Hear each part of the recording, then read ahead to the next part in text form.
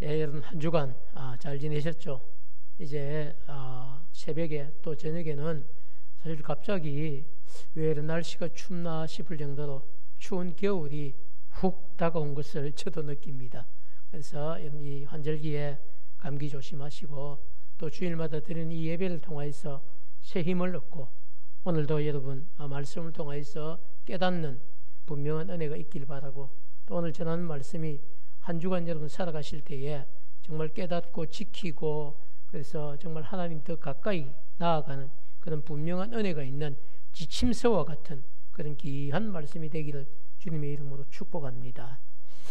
예, 그래서 오늘 설교 제목은 영원히 지켜야 할 규례, 이런 제목을 가지고 말씀을 전하려고 생각합니다. 우리가 여러분 신앙생활을 할 때 보면요, 어떤 일은 우리가 살아가면서 평생에 딱 한 번만 지키면 되는 일이 있습니다. 그런데 어떤 일은 한 번만 지키는 것으로 끝이 나지 않고 하나님 앞에 우리가 갈 때까지 영원히 지켜야 될 일들이 있다는 겁니다. 예를 든다면 그죠? 우리가 예수님을 영접하는 이런 일은 신앙생활을 하면서 일평생에 단 한 번만 하면 되는 일입니다. 이건 뭐 두 번, 세 번 할 필요가 없어요. 주일마다 늘 예수님을 우리가 다시 영접해야 되느냐? 그렇지는 않습니다. 일평생에 우리가 딱 한 번 정말로 우리가 온 마음을 다해서 예수님을 나의 구주, 나의 하나님으로 영접합니다, 이렇게 고백하면 그건 일평생에 한 번으로 끝나는 거예요. 그런데 우리가 주일마다 이렇게 모여서 그죠? 드리는 이런 예배라든지 이런 것은 한 번으로 여러분 끝나는 것이 아니고 우리 주님이 다시 오실 때까지 영원히 지켜야 할 것이 바로 있다는 사실이죠. 그런데 오늘 우리가 읽은 말씀을 보면요, 말씀에 나타나고 하는 제사가 하나 나오는데 그게 뭐냐면 유월절 제사입니다. 이 유월절 제사는 한 번만 지키는 것이 아니고 영원히 지켜야 될 규례라고 하나님께서 직접 말씀하고 계십니다. 모세가 이야기한 게 먼저가 아니고요, 하나님께서 모세를 불러서 모세야, 너는 이제 이스라엘 모든 장로들을 다 불러서 이것이 내가 너에게 지키라고 한 이 규례를 너는 장로들에게 전하고 장로들은 또 백성들에게 전해서 그것을 지킬 수 있도록 하라고 하신 것이 하나님의 명령이고 또 하나님의 뜻이라는 것이죠. 우리가 여러분 신앙생활 할 때에 정말 중요하게 여겨야 될 것이 있는데 그게 뭐냐면 사람의 교훈도 성경에 때때로 있어요. 잠언이라든지 또 이런 것들은 정말 그저 지혜자가 깨닫고 전하는 말씀이기도 해요. 근데 이런 식으로 신약에는 그저 주님이 직접 하신 비유들이 있고 또 구약 성경에는 여호와 하나님께서 모세를 불렀어, 아니면 선지자들을 불러서 직접 주신 말씀들이 있어요. 그런데 오늘 우리가 읽은 이 본문은 여호와께서 모세와 아론을 불러서 직접 바로 내가 너에게 명령하는 이것을 모든 이스라엘 백성들이 지켜 행하게 하라, 이렇게 주신 분명한 직접 주신 말씀이라는 사실입니다. 그래서 어떻게 보면 그죠?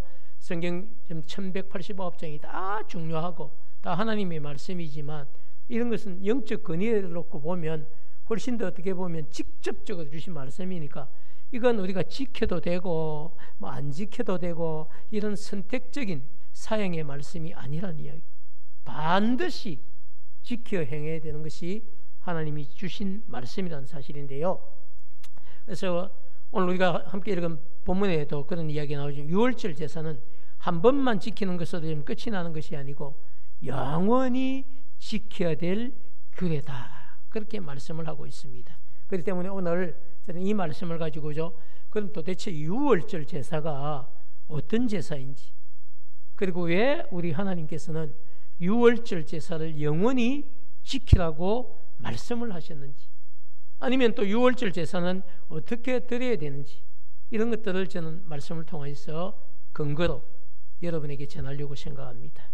자, 오늘 본문 말씀의 여러분 시작은 사실은 본문이 길어서 다 읽지는 않지만 12장 우리 1절부터 시작이 되는데 1절부터 20절까지 말씀을 정리를 해드리면요, 여호와 하나님께서 애굽 땅에서 이미 아직 약속 땅 들어간 것도 아니고 광야도 아니에요. 아직 이 백성이 애굽 땅에 있어요. 애굽 땅에 살고 있는 있는데 모세와 아론을 부르는 겁니다. 그러면서 너희들이 유월절 제사를 언제 어떻게 드려야 하는지를 구체적으로 말씀하시고, 만약에 이것을 지키지 않았을 때 어떤 결과가 있는지까지도 말씀을 해주셨다는 겁니다. 반드시 지키라는 이야기죠. 안 지키면 어떻게 된다? 이런 것까지도 말씀을 하셨다는 겁니다. 심지어 더 나아가서 아비벌이라고는 우리 같으면 정월이에요. 정월. 아비벌. 우리 정월 이렇게도 표현을 하죠. 정월 초하루 그런 표현을 하는데요. 이 아비벌 14일 저녁부터 21일 저녁까지 그 기간이 무교절이에요. 무교절.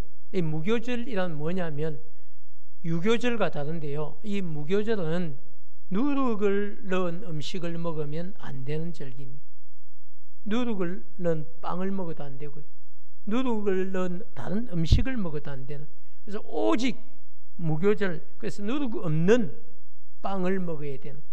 맛있겠어요? 여러분 맛없겠습니까? 맛없죠. 우리 보통 당뇨 환자들이 맛없는 빵을 많이 자시는데 그 고역이거든요.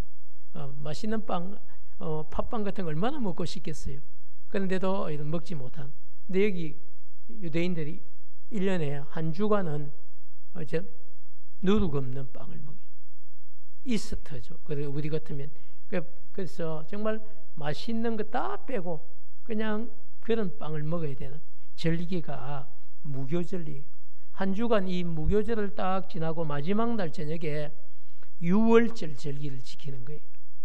그래서 무교절 한 주간과 유월절은 붙어 있는 겁니다. 마지막 날 저녁에 유월절 절기를 지켜야 되는데요. 그것을 지키라고 명령을 하시는 겁니다. 그리고 구원받을 백성들이, 또 구원받은 백성들이 영원히 지켜야 될 규례라고 하나님이 딱 확정을 지으시는 겁니다. 자, 여러분, 다시 오늘 우리 본문 21절로 돌아가서 살펴보면요, 이렇게 여호와의 명령을 받은 모세는 가서 이스라엘 모든 장로들을 부르는 겁니다. 불러서 유월절 제사를 어떻게 드려야 하는지를 상세히 가르치는 겁니다. 그리고 유월절 제사가 영원히 지켜야 될 규례라고 하는 사실까지도 그 백성들에게 전달하라고 여러분 가르칩니다. 자, 여러분, 모세가 이스라엘 모든 장로들을 다 불러서 전달하는 이 방법이 21절과 22절 두 절에 나타나는데요. 정리를 제가 해보니까 세 가지로 나타났다. 첫 번째가 뭐냐면요, 가족의 숫자대로, 명수대로 어린 양을 택하여서 유월절 양으로 잡아라, 이렇게 얘기를 하고 있습니다. 21절이 그 근건데 한번 읽도록 하겠습니다. 시작. 모세가 이스라엘 모든 장로를 불러서 그들에게 이르되 너희는 나가서 너희의 가족 수대로 어린 양을 택하여 유월절 양으로 삼고. 자, 여러분, 첫 번째 방법은 유월절 제사를 드릴 때에 여러분 택하여 이런 표현을 쓰고 있어요. 택하여. 이 택하여는 아무 양이나 턱 가져오면 안 되고 그 가운데 양을 살펴야 된다는 겁니다. 양을 살폈는데 다리를 전다든지 목을 다쳤다든지 이렇게 흠이 있는 양을 사용하면 안 됩니다. 흠이 하나도 없는 최상품의 어린 양, 1년 된 어린 양을 딱 잡아서 택하여서 그 양을 잡아서 그날 밤에 하룻밤에 그 밤을 넘기지 말고 그날 밤에 다 먹어야 된다. 이게 첫 번째 여러분 기준이었어요. 한번 생각해 보시죠. 여러분, 하나님께서 그 방법을 정확하게 가르쳐줘. 흠없는 어린 양을 한 마리 잡았어. 다음 날까지 남기지 말고 그날 밤에 다 먹어야 된다. 이랬어요. 자, 그런데 여러분, 양 한 마리를 잡아가지고 한 집에서 여러분 아무리 양고기를 좋아해도 양 한 마리를 잡아가지고 하룻밤에 어떻게 다 먹을 수가 있겠어요? 그런데 지금 우리 가족 같으면 먹기가 힘들지만은요, 그 당시에 어린 양 한 마리를 잡으면 여러분 보통 얼마 정도 먹을 10명 정도가 먹을 수 있는 양이. 근데 너무 감사하게도 그 당시 이스라엘 백성들의 한 가족이 대부분 10명이었어요. 왜냐하면 3대가 한 집에 살았거든요. 할아버지, 할머니, 아버지, 어머니, 그죠? 그리고 자녀들까지.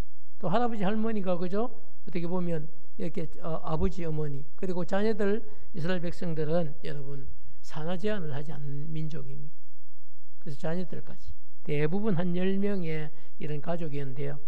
출애굽할 때 그 기록을 보면 사실은 한 가정에 3대가 살았고 그리고 식구가 한 10명 정도였다는 사실을 그 증거를 하고 있습니다. 그렇지만 그죠? 만약에 식구가 10명이 안 되고 우리 집은 한 5명밖에 안 된다 이런 집도 있겠죠. 그런 집은 두 가정이 그런 집이 합쳐져서 그죠? 양 한 마리를 나누어 먹도록 한 겁니다. 이해가 다 되시죠? 왜냐하면 그죠? 이 두 가정이 합쳐서라도 어린 양 한 마리를 잡아서 함께 먹어야 됐습니다. 왜냐하면 유월절 어린 양은 구별된 성물이기 때문에 그 다음날 아침까지 남겨둘 수가 없었습니다. 10절 말씀 우리 한번 보겠습니다. 10절 말씀 아침까지 남겨두지 말며. 아침까지 남은 것은 딱 눈 뜨자마자 혹시 아침에 남은 게 있으면 다 어떻게 된다? 먹지 말고 불살라야 된다. 이게 여러분 또 원칙이었어요. 자, 6월절 그죠? 제사의 이 첫 번째 방법은요, 흠 없는 1년 된 어린 양을 잡아서 그 가족의 수대로 그 가족들이 그죠? 그날 밤에 양 한 마리를 나누어 먹도록 하라는 것이 하나님께서 가르쳐 주신 방법이었어요. 그게 첫 번째 방법. 자, 그렇다면 두 번째 방법은 어떨 것인가? 두 번째 방법은 여러분 우슬초라고 하는 거 있는데요. 이 우슬초를 묶어서 묶음을 만들고 거기에 흠없는 어린 양의 피를 거기에 적시는 거예요. 그리고 문 임방과 문 설주에 그 어린 양의 피를 뿌리라고 하고 있습니다. 22절이 그 근거인데요. 22절을 우리 한번 보겠습니다. 보면 그죠? 이 우슬초 묶음을 가져다가 그릇에 담은 피에 적셔서 그 피를 문 임방과 좌우 설주에 뿌리고 이렇게 얘기. 자, 여러분 두 번째 방법은요. 우슬초라고 하는 이 참 어떻게 보면 풍조목이 있는데 이걸 가져다 묶어서 그 어린 양을 잡을 때 그냥 여러분 양을 잡을 때 그냥 잡는 게 아니고 양을 목을 찔러서 피를 이렇게 뽑아내는 거예요. 그 피를 깨끗한 피를 뽑아내는데 그 피를 담아 놓는 그릇이 있는 겁니다. 그리고 그 담은 그릇에다가 우슬초를 집어넣어서 우슬초 묶음을 집어넣어서 푹 적시는 거예요. 적시고 그리고 적신 그 피가 적셔 있는 우슬초 묶음을 들고 문 여러분 임방이 어딘지 아시죠? 문 설주가 어딘지 아시죠? 설주라는 것은 양쪽 기둥을 이야기해요. 기둥 주자를 써서 이 문 설주는 양쪽 기둥을 이야기하고요. 임방은 기둥 위에 있는 문 이런 받침대를. 우리가 뭐 경상도는 그죠? 밑에 있는 걸 많이 강조해서 뭐 넘어갈 때 뭐에 걸리지 마라 이런 표현을 많이 해요. 문지방에 걸리지 말라. 문지방에 걸리지 말라 이런 얘기를 많이. 밑에 있는 건 문지방이면 위에 있는 것은 뭐다? 문임방이다. 그래서 임방과 설주에 피를 적시라는. 그래서 푹 담갔다가 이걸 꺼내가지고 문임방에 그죠? 툭툭툭툭 쳐서 이렇게 쳐서 문임방을 어린 양의 피로 적시는 거예요.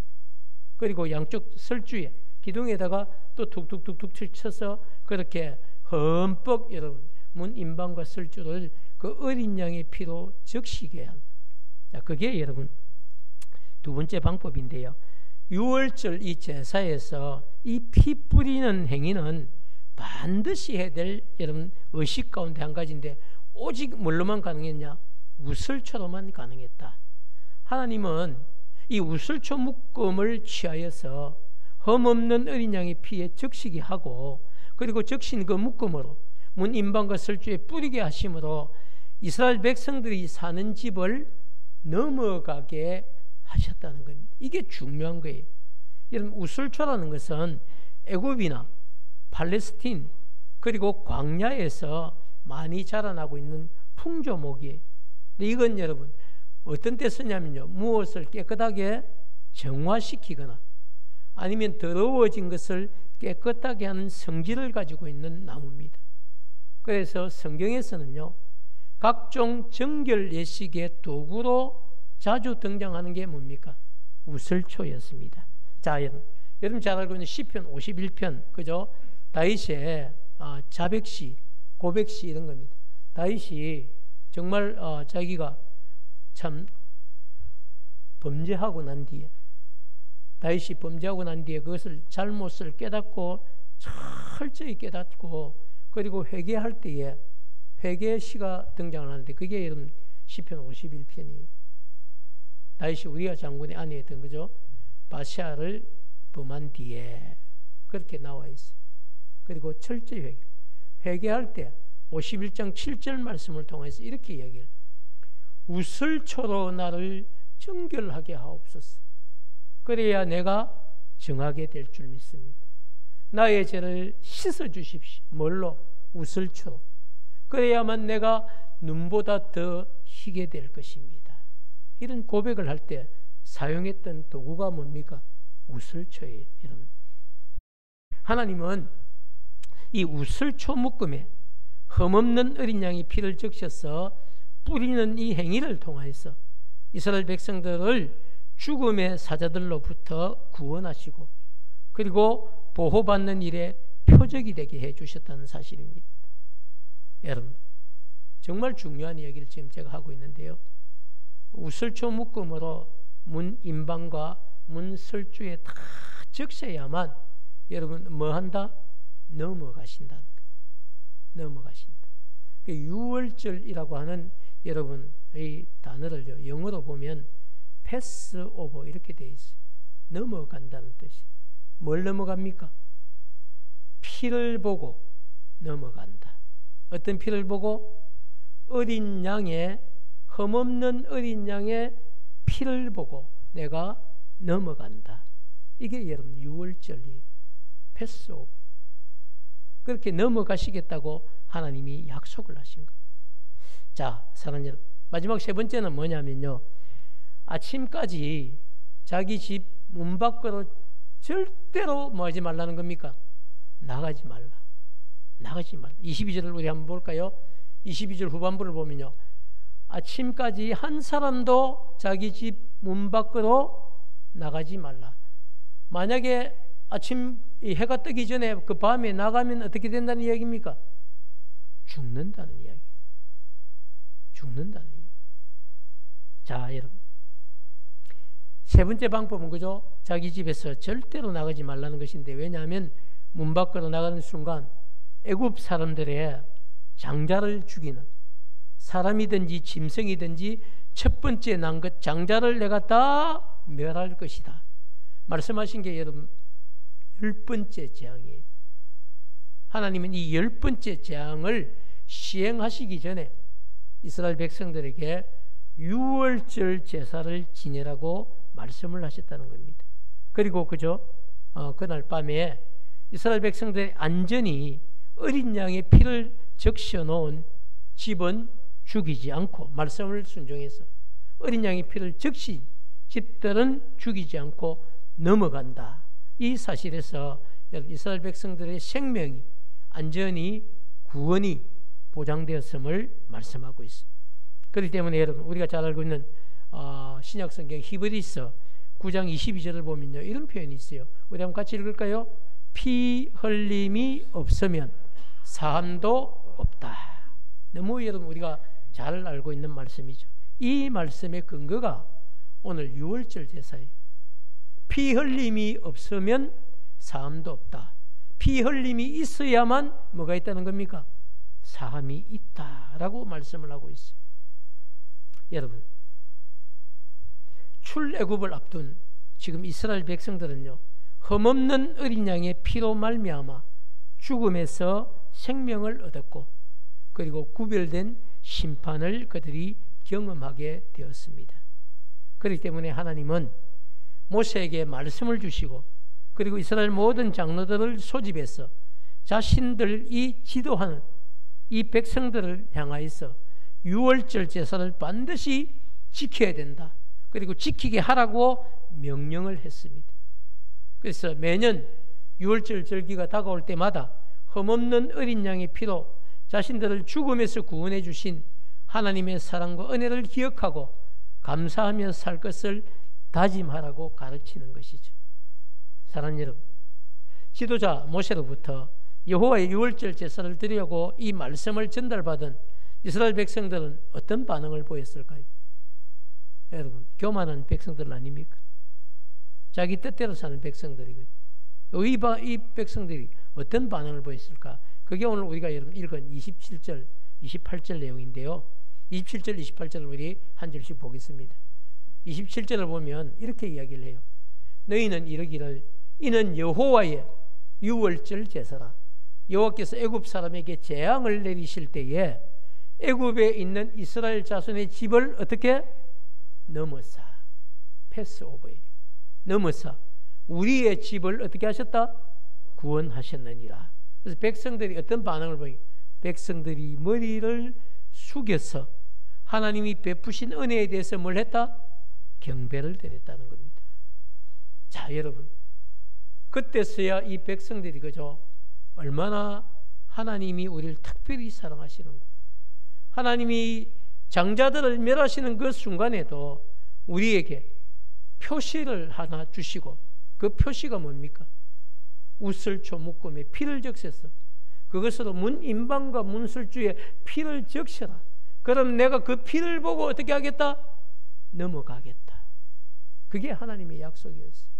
백성들이 그 하나님의 계획을 알고 머리를 숙여 감사합니다. 고맙습니다. 우리를 그렇게 구별해 주셔서 너무 감사합니다. 그런 고백을 올렸다는 이야기. 28절은 어떻게 이야기하고 있습니까? 이스라엘 자손들이 감사만 드린 것이 아니고요, 물러가서 그대로 행하되 여호와께서 모세와 아론에게 명령하신 그대로 토를 달지 않고 그대로 순종을 했다는 겁니다. 어떻게 됐을까요? 이스라엘 백성들이 다 죽음에서 건져짐을 받았겠죠. 사랑하는 여러분, 그리고 25절 말씀을 보면요, 이 유월절 제사를 애굽에서만, 그러면 애굽의 출애굽을 앞두고 단회적으로 드려야 되는 것인가? 그렇지 않다는 겁니다. 하나님이 어떻게 말씀하시냐면, 이 유월절 제사를 오늘도 드리지만 너희들이 내가 줄 어디 땅? 약속의 땅 가나안에 가서도 뭘 해야 된다? 이 유월절 제사를 지켜야 된다 말씀하셨다는 겁니다. 자, 사랑하는 여러분, 그리고 그죠? 우리가 애굽 사람들만 사실은 후손들이 그죠? 이런 부탁까지 했어요. 만약 너희들의 후손들이 유월절 제사를 우리가 왜 드려야 됩니까? 그건 아버지 때 받은 은혜인데, 할아버지 때 받은 은혜인데 그걸 우리가 왜 드려야 됩니까? 라고 이렇게 질문을 하게 되면 여호와 하나님께서 그죠? 애굽에서 장자의 죽음이라는 이 재앙을 내리실 때에 애굽 사람들의 장자들만 죽음의 재앙을 내리시고, 이스라엘 백성들의 집은 이 흠없는 어린 양의 피를 보고 그 집을 죽음에서 넘어가서 구원해 주셨다는 사실을 너희 후손들에게도 알리고, 그리고 해마다 이 유월절 제사를 드리게 하라고 말씀하셨다는 겁니다. 거기까지 여러분 당부를 해 주셨다는 겁니다. 왜?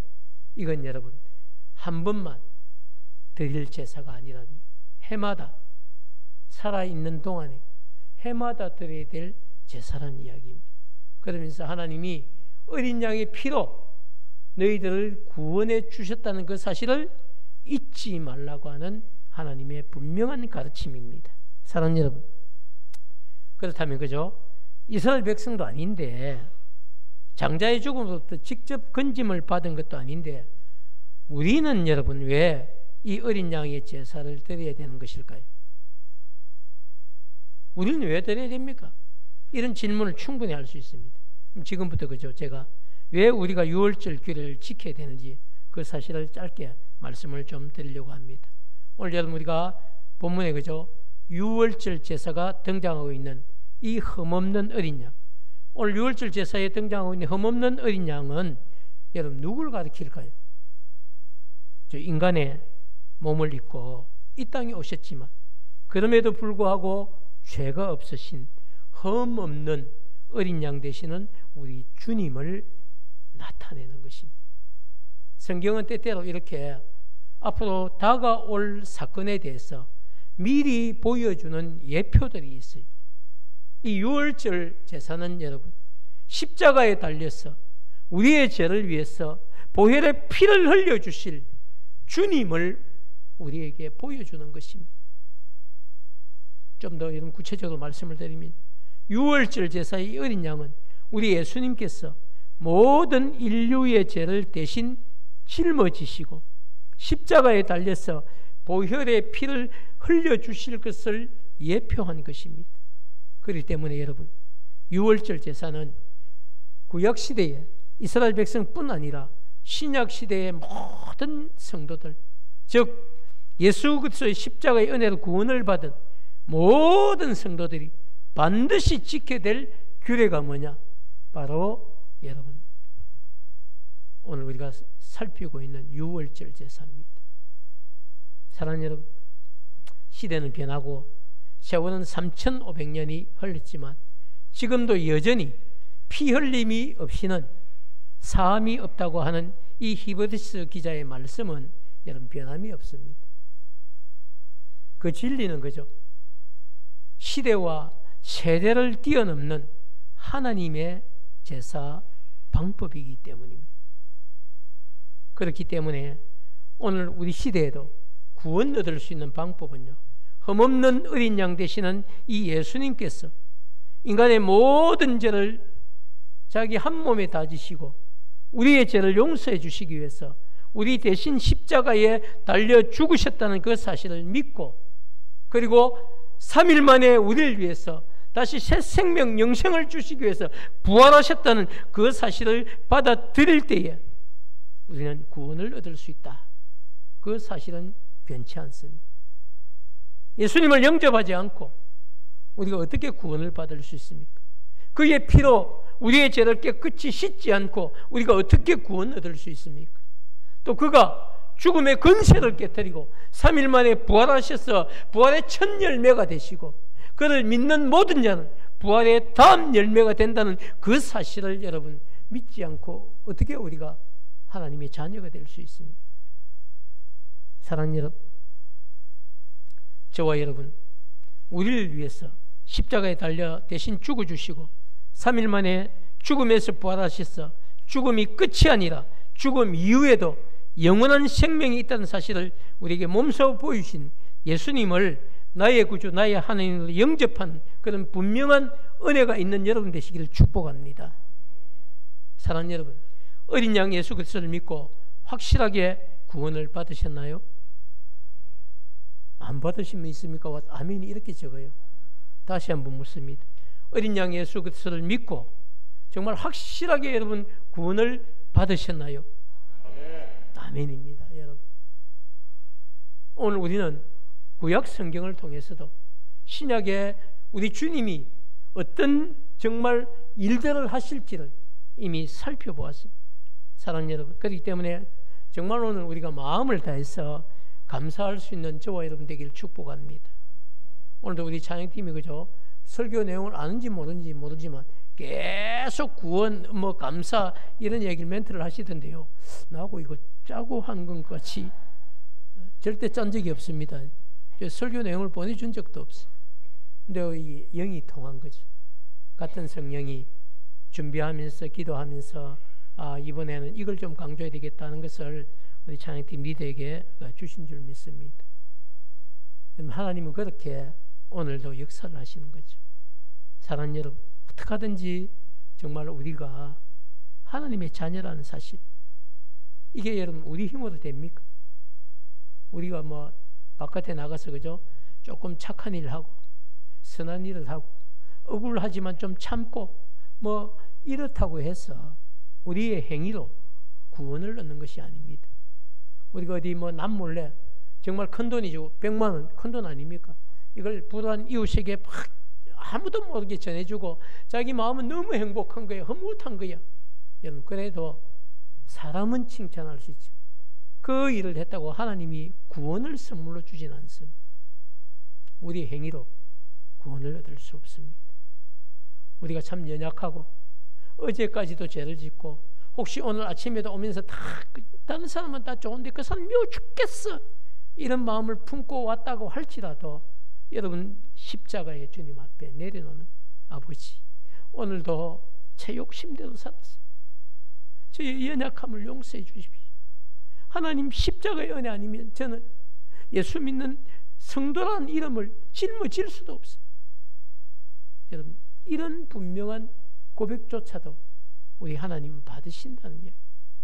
그래서 정말 진심으로 우리가 감사하면 하나님 우리의 감사를 받으시고 저와 여러분 연약했던 행동들, 행위들, 심지어 마음으로 지은 죄, 손으로 지은 죄, 입으로 지은 모든 죄까지도 다 보혈의 피로 용서해 주시고 우리가 천국 갈 때까지 주님이 우리를 보살피신다는 겁니다. 그렇기 때문에 여러분 어떤 상황 앞에서도 실족하지 마시고 마음 상해하지 마시고 나와 함께 하시는 주님을 꼭 붙들고 여러분 그 주님과 함께 믿음의 삶을 끝까지 이겨내는 저와 여러분 되기를 축복합니다. 그래서 오늘 여러분 우리가 정말 내려가셔서 그죠? 점심을 잡수실 때도 이 감사가 있기를 바라고 또 함께 사진 찍을 때도 여러분 가족들끼리 정말 이런 기쁨과 감사가 있기를 바라고 더 나아가서 영적인 가족인 우리 성도들끼리도 여러분 진짜 감사를 가지고 아이고 내가 뭐라고 나보다 더 귀한 분이 저기 계시네, 나보다 귀한 분이 저기 계시네, 이런 생각을 가지고 함께 행복한 우리 품은 교회를 만들어가는 그런 은혜와 축복이 꼭 있기를 주님의 이름으로 축원합니다.